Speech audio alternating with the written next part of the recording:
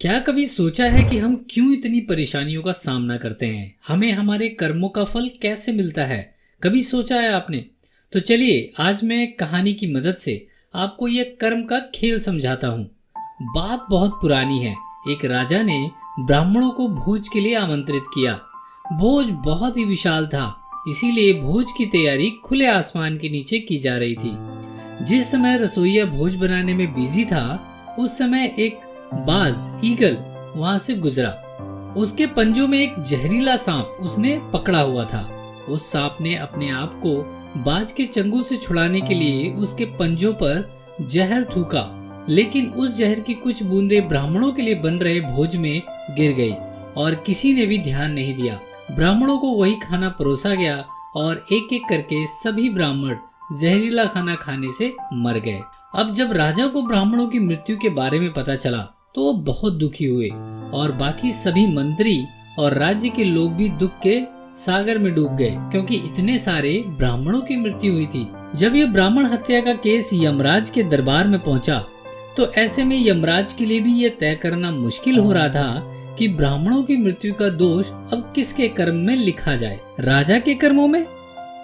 लेकिन उसे तो पता ही नहीं था कि खाना जहरीला हो गया है रसोइये के हिस्से में। लेकिन उसे तो पता ही नहीं चला कि खाने में कब जहर मिलाया गया। तो क्या सांप इसके लिए जिम्मेदार था? लेकिन उसने तो अपने आप को बचाने के लिए जहर थूका था, न कि किसी को मारने के लिए। तो क्या बाज की वजह से ब्राह्मणों की मृत्यु हुई थी? क्योंकि वह राजा के महल के ऊपर से सांप को लेकर उड़ा, लेकिन बाज तो अपने खाने की तैयारी में था। तो गलती न राजा की थी, न रसोइये की थी, न सांप की और न बाज की। अब ब्राह्मणों की मृत्यु की यह केस फाइल कई दिनों तक यमराज के बाकी फाइलों में दबी रह गई। कुछ समय बाद कुछ ब्राह्मण राजा से मिलने उस राज्य में पधारे और रास्ते में चलते हुए उन्होंने एक औरत से राजमहल का रास्ता पूछा।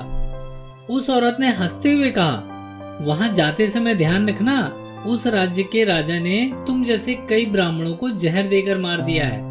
जैसे ही उस औरत के मुंह से वह शब्द निकले, यमराज ने फैसला कर लिया।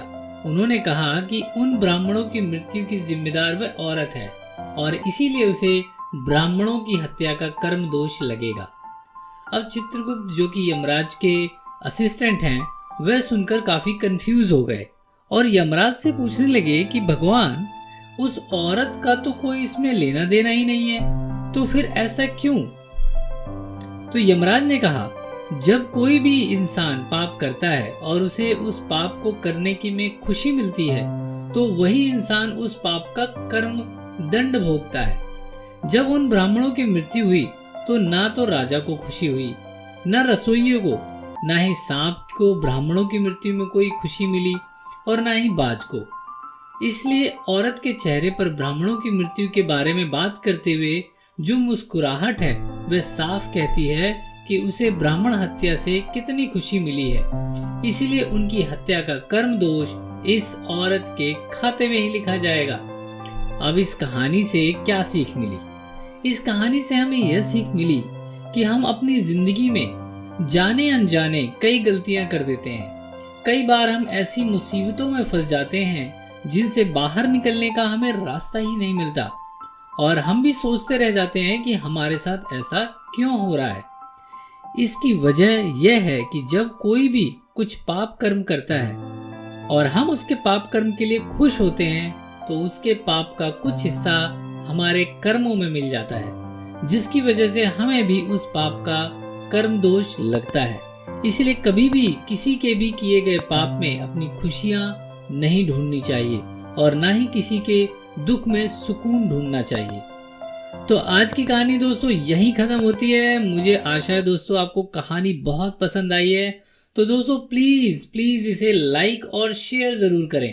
दोस्तों मेरे चैनल को भी अभी सब्सक्राइब कर लें ताकि मेरी ऐसी अच्छी कहानियां आप तक सबसे पहले पहुंचे। दोस्तों आपका कीमती समय देने के लिए बहुत बहुत धन्यवाद।